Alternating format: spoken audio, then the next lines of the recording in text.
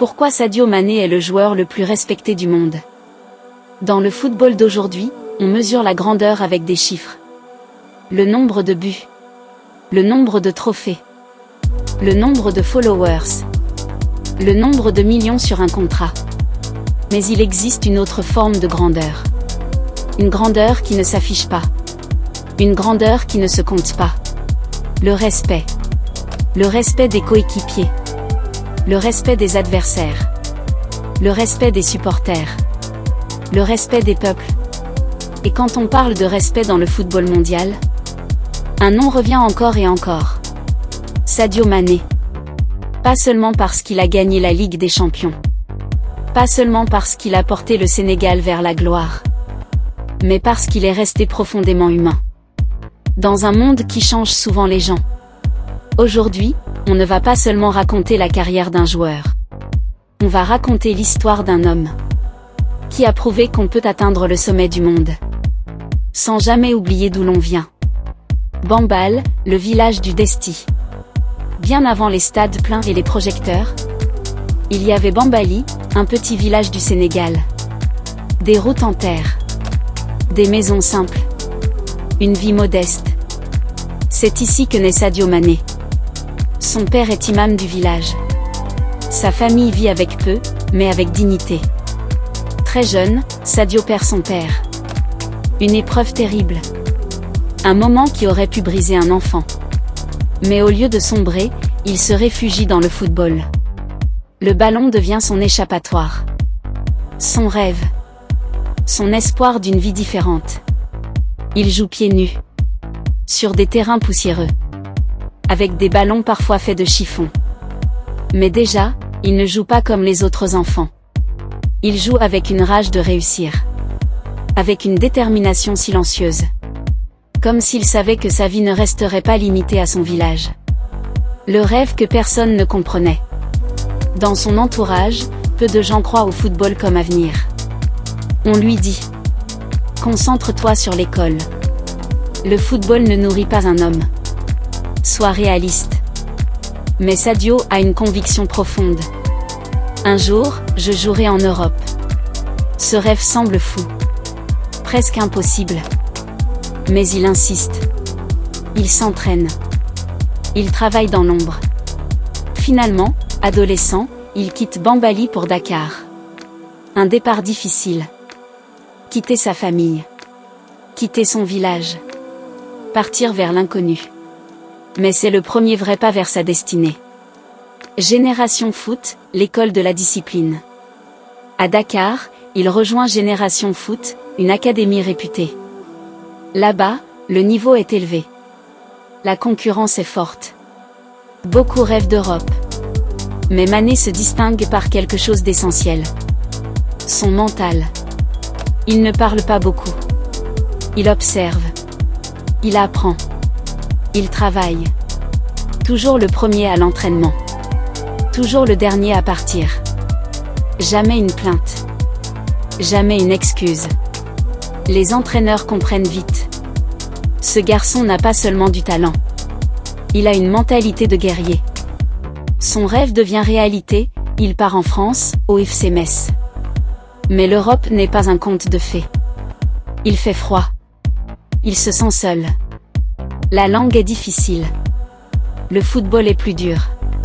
Beaucoup auraient abandonné. Mais Mané encaisse tout en silence.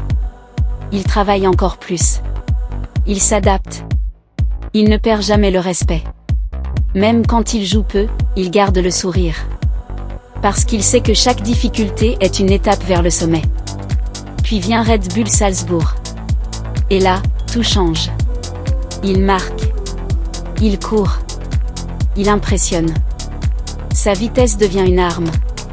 Sa finition s'améliore. Il attire l'attention de l'Europe. Mais malgré la montée en puissance, il reste le même. Toujours humble. Toujours simple. Toujours reconnaissant. Il ne joue pas pour la gloire. Il joue pour honorer son parcours. En Angleterre, à Southampton, il explose aux yeux du monde. Il marque le triplé le plus rapide de l'histoire de la Premier League. Les médias s'enflamment. Mais lui reste calme. Pas de célébration excessive. Pas d'arrogance. Juste du travail. Sous Jürgen Klopp, Mané devient une star mondiale. Il gagne tout. Il brille dans les grands matchs. Mais ce qui frappe le plus à Liverpool, c'est son attitude. Même au sommet, il aide ses coéquipiers. Il défend. Il presse. Il se bat. Klopp dira: Sadio est l'un des joueurs les plus altruistes que j'ai entraînés. Le cœur tourné vers le Sénégal. Mais la vraie grandeur de Mané se voit en dehors du terrain. Avec son argent, il construit un hôpital, des écoles, des infrastructures. Il aide les familles de son village. Sans caméra. Sans publicité.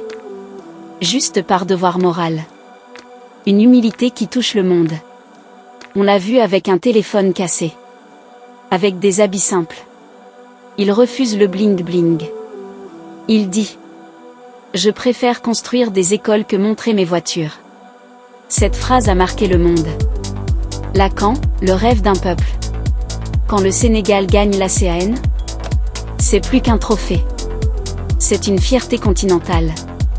Mané porte l'espoir de millions d'Africains. Le respect mondial. Même ses adversaires le respectent. Parce qu'il ne provoque pas. Il ne triche pas. Il aide les joueurs au sol. La définition du respect. Sadio Mané a tout gagné. Mais il a gardé l'essentiel. Son cœur. Il est la preuve qu'on peut être une star. Sans perdre son humanité. Et c'est pour ça qu'aujourd'hui, Sadio Mané n'est pas seulement un grand joueur. Il est le joueur le plus respecté du monde.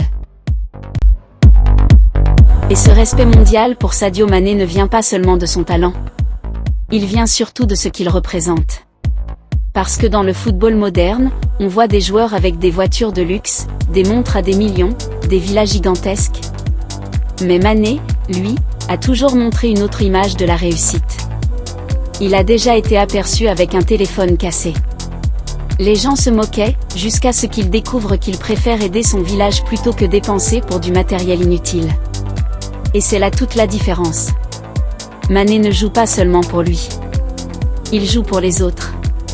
Dans son village de Bambali, au Sénégal, il a financé une école. Puis un hôpital. Puis des aides financières pour les familles. Il donne de l'argent aux jeunes pour qu'ils puissent étudier, se nourrir, rêver plus grand que leur situation actuelle. Et ça, ce n'est pas une opération marketing. Ce n'est pas pour Instagram. Ce n'est pas pour la presse. C'est dans sa nature. Même ses anciens entraîneurs le disent. Sadio Mané est l'un des joueurs les plus humbles qu'ils aient jamais rencontrés. À Liverpool, il faisait partie des stars de l'équipe. Mais dans le vestiaire, il restait simple. Toujours souriant. Toujours respectueux avec le staff, les cuisiniers, les agents de sécurité, les employés du club. Beaucoup de grands joueurs sont respectés pour leurs trophées. Mané, lui, est respecté pour son comportement. Sur le terrain aussi, il donne une image rare dans le football d'aujourd'hui. Il ne plonge pas pour obtenir des pénaltys. Il aide parfois même l'arbitre à prendre la bonne décision. Il joue dur, mais propre. Il est compétitif, mais jamais arrogant. C'est pour ça que même ses adversaires parlent bien de lui. Et il y a un autre moment qui a marqué le monde du football. La CAN remportée avec le Sénégal. Quand il marque le pénalty décisif, ce n'est pas un cri d'ego. Ce n'est pas une célébration provocante. C'est un moment d'émotion pure. Il pense à son pays, à son peuple, à tous ceux qui ont cru en lui. Ce jour-là, il n'était pas seulement un footballeur. Il était le symbole de l'espoir africain. Des millions de jeunes ont vu en lui la preuve qu'on peut partir de rien, et atteindre le sommet sans perdre son humanité. Et ça, c'est peut-être la plus grande raison pour laquelle Sadio Mané est respecté partout dans le monde. Il montre qu'on peut être une superstar. Sans oublier d'être un homme bien.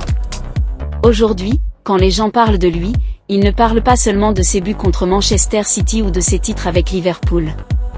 Ils parlent de son cœur. Ils parlent de son éducation. Ils parlent de ses valeurs. Et dans une époque où l'image est souvent plus importante que la réalité, Sadio Mané prouve que l'humilité peut encore briller plus fort que l'or.